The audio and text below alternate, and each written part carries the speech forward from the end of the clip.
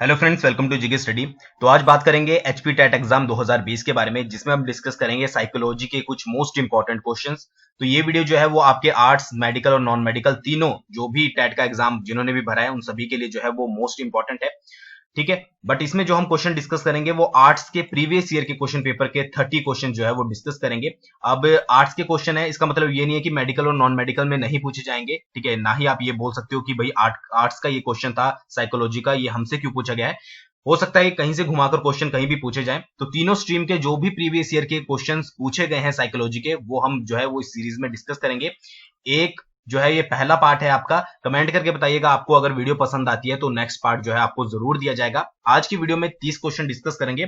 उससे पहले मैं आपसे एक छोटी सी बात डिस्कस करना चाहता हूं। अगर आप किसी भी ऐसे एग्जाम की तैयारी कर रहे हो जिसमें हिंदी सेक्शन पूछा जाता है, ठीक है, क्योंकि मैक्सिमम एग्जाम में हिंदी सेक्शन पूछा जाता है, तो हिमाचल दर्पण आप पढ़ते होंगे जो कि आकाश पब्लिकेशन की है। तो उनके द्वारा ही जो है वो 10 तारीख तक एक नई बुक जो है वो लॉन्च होने वाली है, जिसका आपका जो सामान्य हिंदी दर्पण, ठीक है, वो नाम होगा इस तरह का कुछ। ठीक है, तो उसी का एक चैप्टर मैं आपको दिखा रहा हूं, मुहावरे और लोकोक्ति के किस तरह के जो है उसमें 23 से लेकर 24 तक चैप्टर आपके दिए गए हैं। और हिमाचल दर्पण बुक को आपको पता ही है कि बुक कैसी हो सकती है, क्योंकि हिमाचल दर्पण आप पढ़ते ही हो हिमाचल की, तो उन्हीं के पब्लिकेशन के द्वारा हिंदी की बुक जो है वो आपकी लॉन्च की करी जा रही है। जैसे ही बुक आएगी मैं आपको बिल्कुल उसका एक ओवरव्यू भी दे दूंगा। बट यहाँ पर मैंने एक जो है मुहावरे का चैप्टर ऐड किया है, जहां पर आपके 41 मुहावरे दिए गए हैं। तो आप यहाँ पर देख सकते हैं, अंक में भरना, गोद में उठा लेना, यहाँ पर पूरे डिटेल में मुहावरे बताए गए हैं। उसके अलावा लोकोक्तियां भी बताई गई है, उसके अलावा सर्वनाम, आपके सभी चैप्टर्स जो है इसमें अच्छे से ऐड किए गए हैं। पहले आपको डिस्क्रिप्शन दिया गया है, उसके बाद क्या किया गया है कि आपको जो है वो आपके एग्जाम्पल दिए गए हैं। मेन बात इसकी ये है कि इसमें प्रीवियस ईयर क्वेश्चंस में जितने भी हिमाचल प्रदेश में एग्जाम होते हैं, जो भी डिफरेंट डिफरेंट एग्जाम में आपके हिंदी के क्वेश्चन पूछे गए हैं, वो सभी आपको दिए गए हैं। ठीक है, तो अप्रैक्स 100 ईच चैप्टर में जो है वो क्वेश्चन कवर किए गए हैं। तो आप उस बुक को जरूर बाय कीजिएगा अपने नियर बाय स्टोर से। जब भी वो बुक आ जाएगी, जब भी मैं उसका रिव्यू कर दूंगा, तो आप उसको जरूर बाय कीजिएगा। बट एडवांस में मैंने आपको बता दिया है कि अगर आप कोई हिंदी की बुक लेने की सोच रहे हो, ठीक है, तो फिलहाल के लिए थोड़ा दिन रुक जाइए, उसके बाद आपको एक बहुत अच्छी बुक मिलने वाली है। ठीक है, तो बात करते हैं क्वेश्चन की। सबसे पहला क्वेश्चन है, तनाव परीक्षा की में उपलब्धि को प्रभावित करता है, यह तथ्य किस संबंध को प्रकट करता है। ठीक है, अब आपको अगर आप तैयारी कर रहे हो तो ज्यादा डिटेल में, अगर आपने साइकोलॉजी वगैरह बिल्कुल डिटेल में नहीं पढ़ी है, तो आपको ज्यादा अंदर तक घुसने की जरूरत नहीं है। आपको जितने भी क्वेश्चन मिलते हैं वो एक बार आप रिपीट कर लीजिए, रिवाइज कर लीजिए प्रीवियस ईयर के। बाकी और भी अगर आपको कोई बुक है तो आप उसको भी पढ़ सकते हैं। ठीक है, तो पहला क्वेश्चन है, तनाव परीक्षा में उपलब्धि को प्रभावित करता है, यह तथ्य किस संबंध को प्रकट करता है। तो यह करता है आपका संज्ञान और संवेग को। ठीक है, तो प्रीवियस ईयर के हैं ये 30 क्वेश्चंस। ठीक है, धीरे धीरे अगर आप कमेंट करके बताइएगा अगली वीडियो आपको चाहिए कि नहीं चाहिए। नेक्स्ट है, बहुविध बुद्धि का सिद्धांत किसने प्रतिपादित किया था। ये सिद्धांत वगैरह जो है वो बहुत ज्यादा पूछे जाते हैं, तो वो किया था आपका हार्वर्ड गार्डनर ने।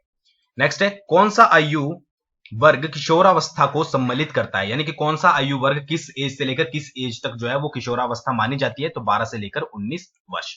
नेक्स्ट है, बच्चे शरीर, चरित्र, मूल्य, विचार, व्यवहार, कौशल इत्यादि में क्यों भिन्न होते हैं। ठीक है, यानी कि जो बच्चे होते हैं उनका जो शरीर होता है, उनका जो करेक्टर होता है, उनका जो थॉट्स होते हैं, उनमें वो क्यों डिफरेंट होते हैं। तो इसका रीजन है आपका अनुवांशिकता व परिवेश के कारण। ठीक है, कुछ ऐसे क्वेश्चन होते हैं जो आपको बेसिक से पता होंगे।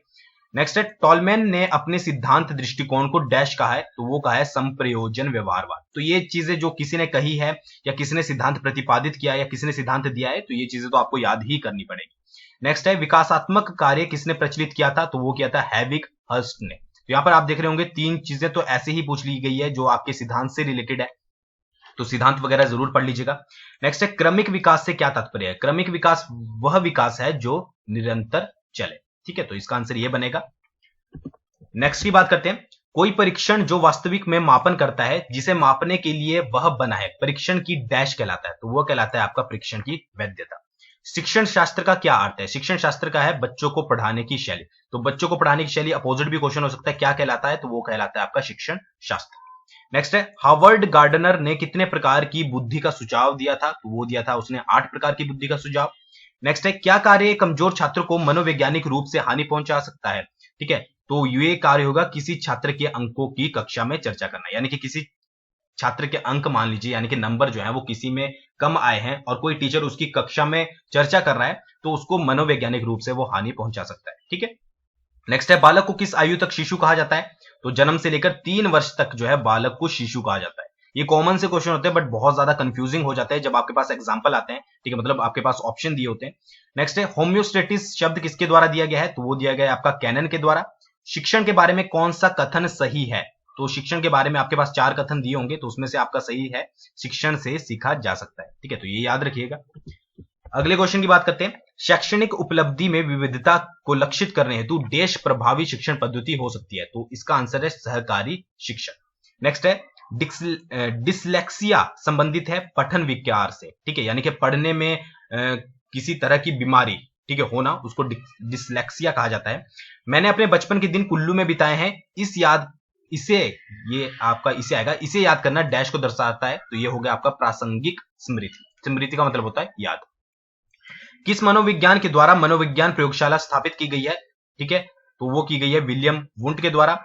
विवरणात्मक स्मृति संबंधित जो है वो किससे संबंधित है, तो दीर्घकालिक स्मृति से जो है ये संबंधित है। बुद्धि का द्विकारक सिद्धांत प्रतिपादित किया है, ठीक है, यहां पर थोड़ा लिखने में थोड़ी प्रॉब्लम हो रही थी, तो ये जो है आप समझ लीजिएगा जो मैं बोल रहा हूं।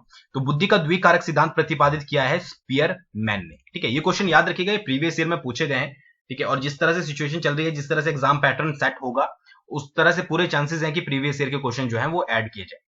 अब ऐसा नहीं है कि पहले वाले से ही, अब 5-7 साल के आपको रीड करने पड़ेंगे तभी जाकर फायदा है। सृजनात्मक मुख्य रूप से डैश से संबंधित है, तो वो है आप सारी चिंतन से।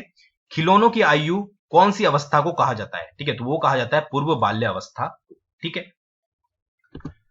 अगले क्वेश्चन की बात करते हैं, विकास में वृद्धि से क्या तात्पर्य है। विकास में वृद्धि से मतलब है कि आकार, सोच, समझ और कौशल में वृद्धि, यानी कि आकार में भी वृद्धि होना, साइज में, ठीक है, आपकी सोच में, थिंकिंग में भी जो है वो इंक्रीज होना थिंकिंग का, समझ में भी आपकी वृद्धि होना और कौशल में भी वृद्धि होना।